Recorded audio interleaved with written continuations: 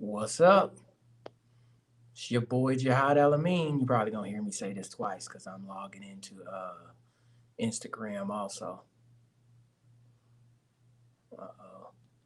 The course is giving me a hard time to do so. Let me find.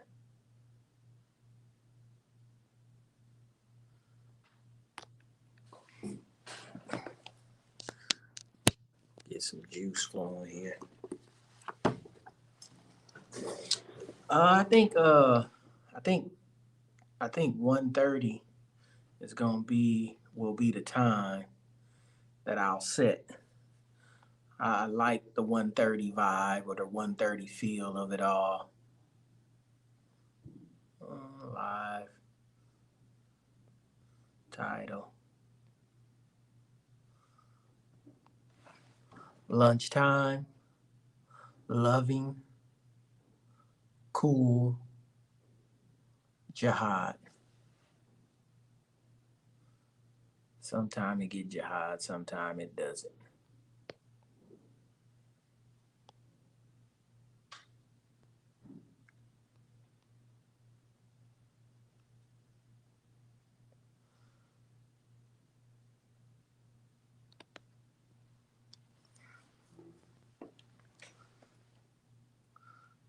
Oh, that's the class. I flip this thing around. There we go. Bam, bam, bam, bam, bam. It's your boy Jihad EL-AMIN here. Lunchtime loving cool jihad. Um, we here talking about classroom leadership, um, raising children, uh, building relationships, leveraging those relationships to create a greater future for them and ourselves, actually. Still leaning into this book right here. The Four Habits of Successful Relationships is kind of becoming my relationship Bible. Great book. Great, great, great, great, great.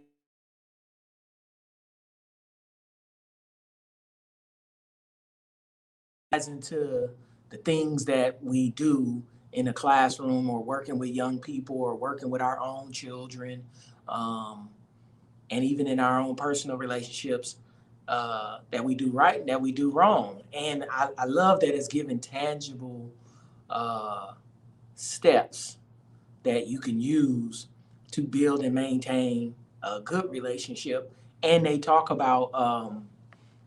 really talk about how, you know, the goal of this book wasn't to force people to stay in relationships that's not healthy either, right? Course is a tad different if you're a teacher, because the relationships you have and the relationships you in with the students, a lot of times you gotta muscle through the year with them. Um, Other relationships that you just volunteer to be in, you just in and you can volunteer to be out of. Um, but we still a little bit in that quadrant of depression and isolation. So if you look at that, I know it's backwards on the other screen, but we still in that space of that isolation depression states. We moving out of that. But it was some key stuff that I had read um, that struck a nerve. One, it said great relationships don't just happen; they are built on purpose, right? That's key. Like I think we all still look for just stuff to organically happen, and they built on purpose. Um, and a lot of this I'm tying to other stuff that I'm like researching and looking at. So I've been looking at Confucius too, and his whole life story and how he came up with Li, right? And it was interesting because he looked back in the past too. At he was growing up, he was living in a time that China was like at war with itself. It was a bunch of wars and factions and kingdoms trying to conquer other kingdoms and all that type of stuff. So he grew up in a very turbulent time, and he was looking for a way to for me. I looked like he was looking for a way to create a level of order, balance, and harmony in his environment, in his community, right? And teach the leaders of the community how to, create order, balance, and not violence, you know. And a lot of that tie into relationships, right? And what do those, he was very particular about what you should do. Like a student, if a student was drinking in front of a teacher, if a teacher and a student was sitting down to eat and the student was drinking something, the student's supposed to turn away and drink and cover their mouth when they drink, right? Some people say, oh, that's petty and that's what's wrong with the world and blah, blah, blah. But what I took from that was that he was giving people what to do, right?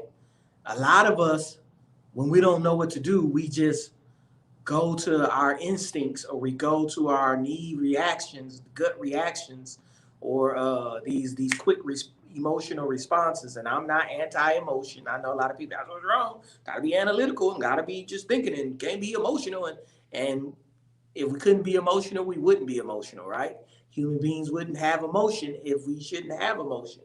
And the fact that we all have emotion means that it's a thing that we need to master, not necessarily get rid of. Um, but in choosing to be in a relationship, in choosing, you have to choose to have a good relationship with the people that you're with, right? If you're a lead in a class, oh man, my boys was off the chain today in class. Like my eighth grade group was off the chain, right? Off the chain for me, right? And I had to have some real talk with them again, and this is gonna be like real talk every day with them. I see, but it was off the chain, and the real talk I'm having with them is to me is vesting and building in the relationships, right? Um, and you have to be purposeful with that. You have to be on purpose with that. And what I got from Confucius or Confucia was that everything that's happening have to have meaning, has to have purpose, right?